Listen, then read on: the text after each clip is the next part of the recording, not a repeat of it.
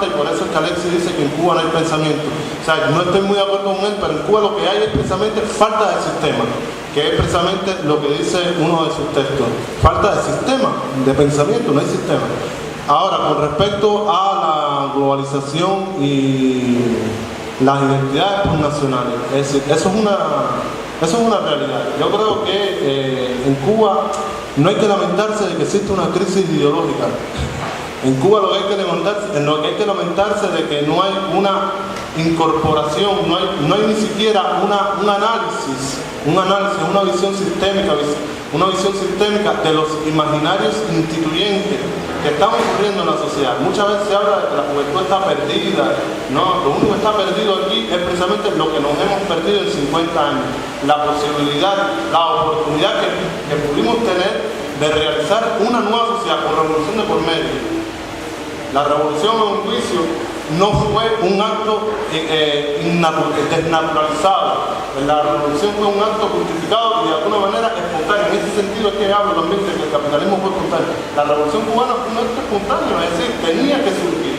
Ahora, lo que derivó a partir de ahí sí me parece que fue un proyecto totalmente artificial, que es lo que hoy conocemos como socialismo de Estado, con toda la concepción burocrática, estatista, policíaca que tiene. Policíaca en el sentido no solamente de que hay policías por donde quiera, hay 50.000 cámaras por donde quiera, no, en tanto que la política es policía, es policial, mejor dicho. O sea, la política no es política, en Cuba no se hace política, en Cuba no hay un espacio público, como decía Alexis, pero tampoco hay un espacio político. No hay un espacio político, para mí un espacio público, y solamente puede existir un espacio público, solamente puede existir un espacio político, y puede existir por tanto un espacio intelectual, un espacio importante, esos tres campos, en articulación para propiciar una democracia, No veo otra manera de propiciar una democracia si esos espacios públicos, políticos e intelectuales son explícitos, permanentes. O sea, explícito significa que tengan espacios de discusión, deliberación, decisión controlados por la sociedad civil, o sea, autocontrolados por la sociedad civil. Se habla de política cultural. ¿Qué política cultural? El Estado no puede articular una política cultural a la sociedad porque sería desastroso y no puede. Es decir, eso es un problema de la sociedad civil. O sea, tematizar una sociedad civil que no existe, que incluiría en la agenda precisamente todos estos temas, porque estos temas no tienen nada que ver con la sociedad cubana hoy día. Estos temas no tienen nada que ver con el Estado hoy día. Esos temas son de la agenda de la sociedad civil, que todavía no existe y la que yo espero para el futuro inmediato de esto. Bueno, como yo voy para afirmar con Simón y en contra de Dimitri este punto, pues si quiere, Dimitri lo puedes ver así, las relaciones monetario-mercantiles sí surgieron de manera espontánea y anónima a partir de una economía de trueque. Si quieres ponlo así, pero es lo mismo. Ahora, las demandas sociales de los carteles, que ahí, ¿qué está haciendo Dimitri? Pasando unos gatos por liebre. Las demandas sociales de los carteles no es el socialismo. Su argumentación se basó en la identificación de ambas cosas. Por lo tanto, no estoy bien. Yo quisiera saber una cosa. ¿A qué ustedes le llaman lo cubano? Porque yo quisiera saber, ¿no? ¿Qué quiere decir lo cubano? Soy yo, porque creo que fue, bueno, no sé, no me acuerdo ahora qué me dijo, que lo primero que entraba en crisis era el lenguaje, casi antes que la sociedad, ¿no? Yo quisiera saber, porque a mí se me olvida quizás, ¿sabéis a qué le llaman los cubanos? Yo no me voy a meter en un terreno que no es mío. Pero ya que tú preguntaste, yo también tengo una inquietud, que voy a hacer otra pregunta, me voy a sumar a la pregunta tuya. Yo, por ejemplo, me cuesta trabajo, tal vez sepa mejor qué es lo que no es lo cubano, no sé cómo decírtelo, pero me cuesta trabajo, por ejemplo, que lo cubano se reduzca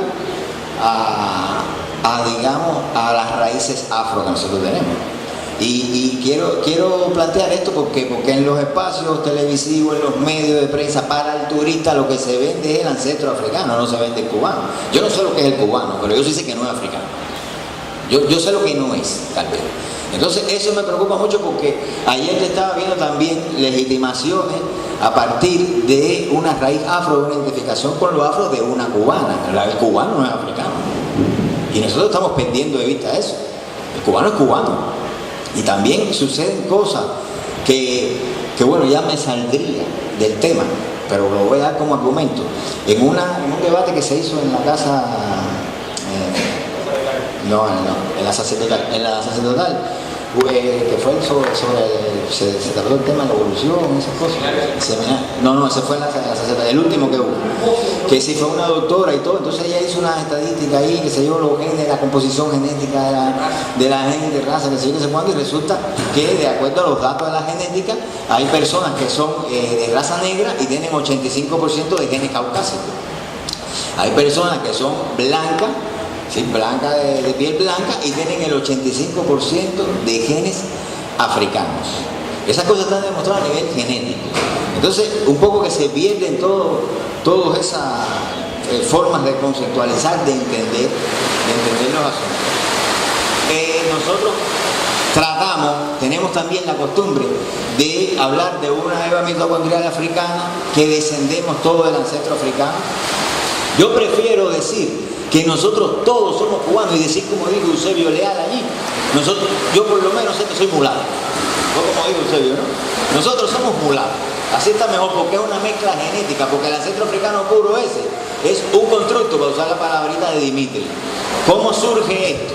Nosotros tenemos una tecnología de manipulación genética y construimos sobre la base de unos datos, construimos la hipótesis del ancestro africano a partir de una situación de mezcla. Lo que tenemos nosotros, por la explicación, se vende como el origen de la explicación.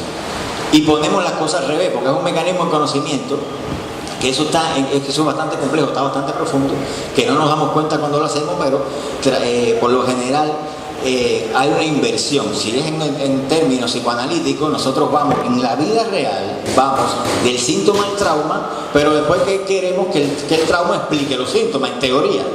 No sé si me copian. Nosotros vemos una manifestación, una sintomatología. Sobre la base de esa sintomatología construimos una teoría que construya al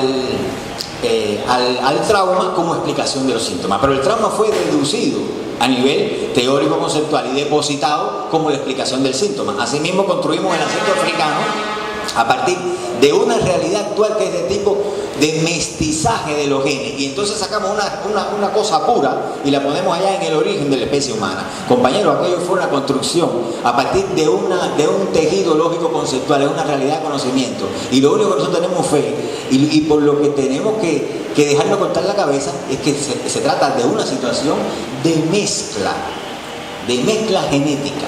Por lo tanto, es completamente al revés.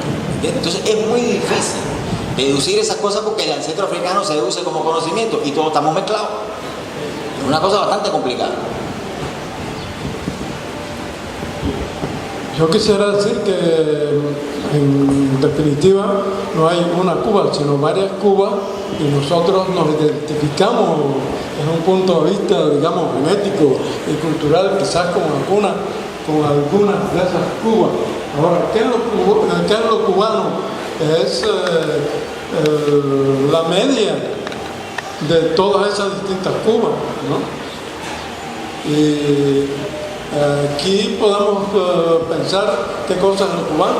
Ahora, cuando un cubano se encuentra con otro en el extranjero, por ejemplo, no tiene ninguna duda de la cubanía, y no importa si sea blanco, negro, mulato o chino, o lo que sea, ¿no? Y yo creo que hay esa, no diré mentalidad, porque hay incluso distintas mentalidades cubanas, como hay distintas razas, pero yo creo que hay